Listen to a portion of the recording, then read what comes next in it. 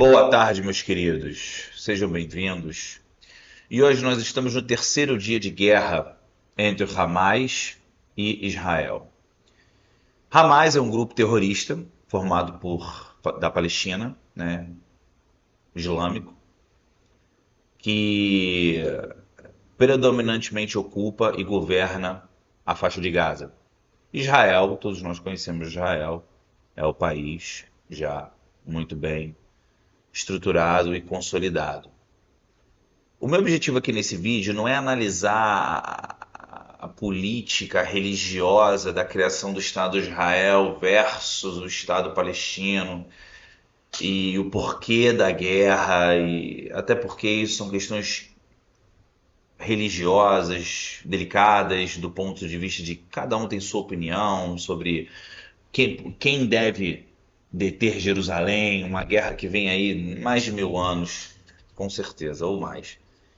A minha preocupação em relação a esse vídeo não é essa. A minha preocupação a esse vídeo é ver a reação das pessoas com essa guerra. Mas só para fazer um breve resumo, que certamente todos nós já vimos isso na mídia, na grande mídia. O Hamas invadiu Israel, fez mais de 130 reféns pela contagem, né, até agora, e mais de 800 mortes entre civis e não civis. Crianças mortas, mulheres mortas, muitas delas sofrendo violências, aquele tipo de violência que a gente sabe qual é. E depois fizeram, como fala, fizeram assim, demonstraram na rua, né? Teve uma que colocaram no fundo de uma picape, de uma caminhonete e desfilaram com ela na rua. E me impressiona o fato de ver muita gente batendo palma para isso, achando isso lindo, achando isso maravilhoso e gritando: sim, vamos liberar a Palestina. Nesse vídeo aqui, eu não, de maneira nenhuma eu vou afirmar em qualquer momento que Israel, em todas as suas atitudes militares, é absolutamente santo e que não cometeu nenhum tipo de equívoco e de repente não também ceifou vidas inocentes em algum bombardeio ou alguma coisa assim. É impossível. Existe um conceito na guerra, em toda a guerra, chamada fog of war. E aqueles que estudam guerra e gostam desse assunto sabem que fog of war significa a névoa da guerra.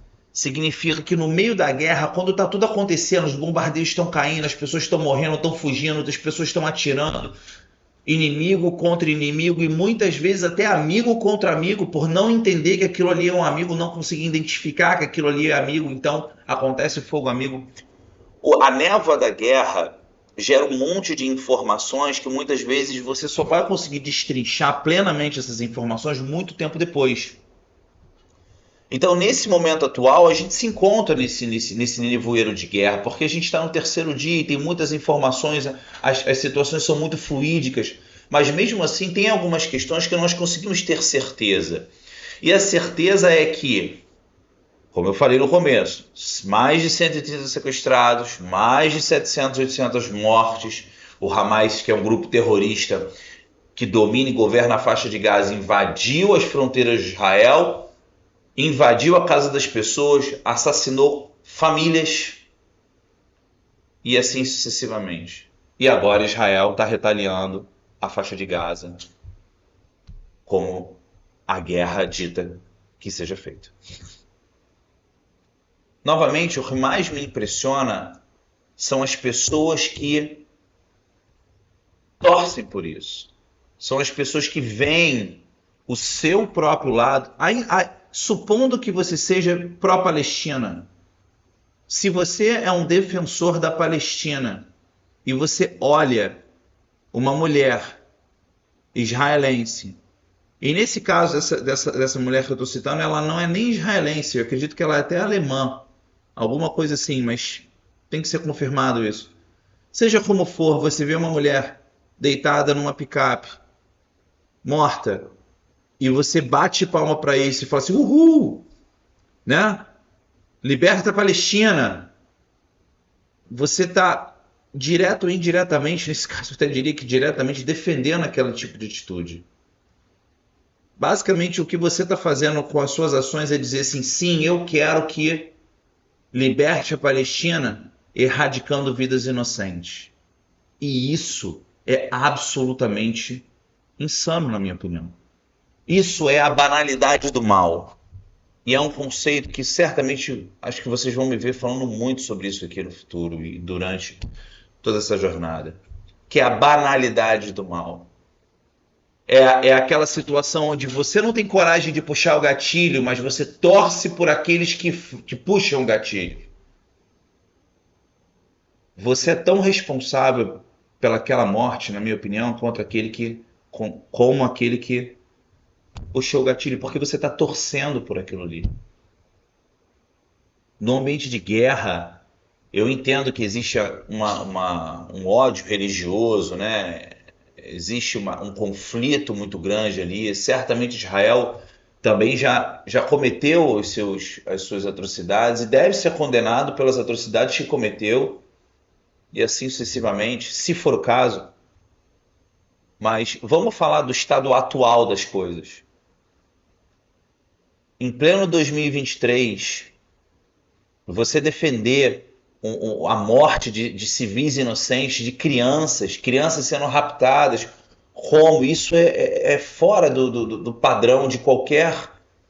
Não importa se você é de esquerda ou se você é de direita, não importa se você é muçulmano ou cristão ou judeu, se você é budista, Krishna que seja, não me interessa.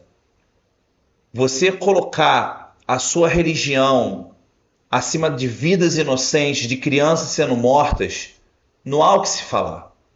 Isso é a banalidade do mal. É a banalidade do mal.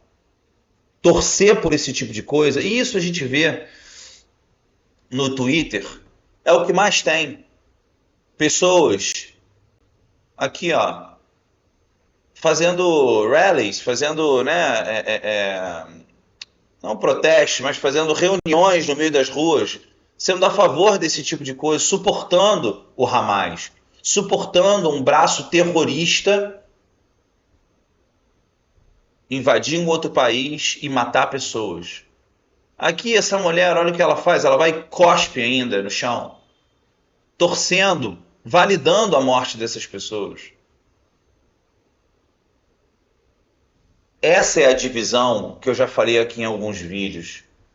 Essa é a divisão que precisa acabar. Acabar, eu sei que ela nunca vai acabar, mas ela precisa ser diminuída. E as pessoas precisam se conscientizar disso.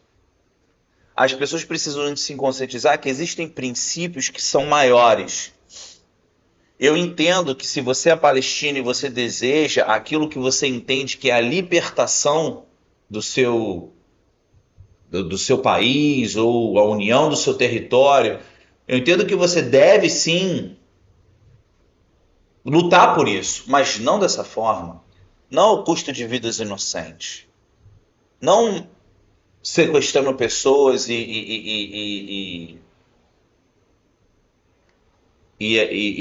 aqui a gente pode ver outras notícias.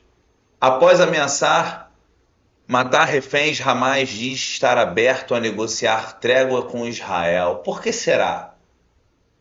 Né? Por quê? Por que que eles querem agora a trégua? Porque eles sabem que Israel tem uma força militar muito maior. E o primeiro-ministro israelense já disse que vai, né, como ele mesmo falou, uma guerra sempre difícil, longa e sem precedentes. E a gente vai ver agora, com certeza, mais mortes do lado da faixa de Gaza. E o Hamas, como grupo terrorista, usa alvos civis como defesa. Ou seja, o Hamas lança mísseis do topo de hospitais. Por quê? Porque se Israel bombardear aquele alvo, aquele lançador de mísseis, ele está em cima de um hospital. E depois eles vão falar que Israel bombardeou um hospital. Esse é o playbook, ou seja, é o que o Hamas faz. É o que, não só o Hamas, é o que todos os grupos terroristas fazem. Porque o nome deles, o nome, o objetivo é esse, é espalhar terror. e usar a mídia, muitas vezes, como arma nesse conflito. E isso é guerra. O nome disso é guerra. Mas a reação das pessoas não deveria ser essa. A reação das pessoas, independentemente do seu lado, deveria ser a não violência.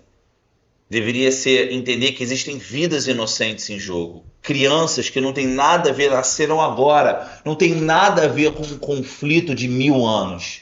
São absolutamente inocentes. Então eu acho que esse é um ponto que todos nós devemos refletir. Todos nós devemos refletir.